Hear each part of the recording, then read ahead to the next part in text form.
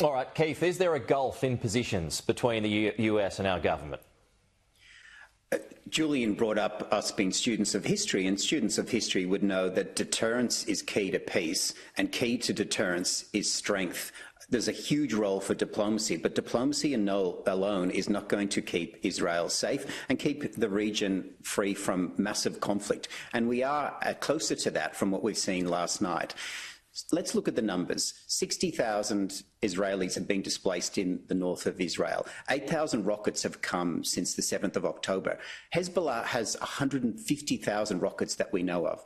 Iron Dome is an effective system, but it's not perfect. So it is not acceptable that that terrorist organisation with that many rockets is sitting on Israel's border. So, of course, they're going to look at doing something about it.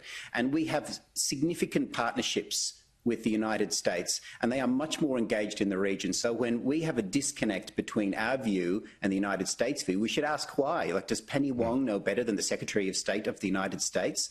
And the United States was key to this, that civilians not being killed last night.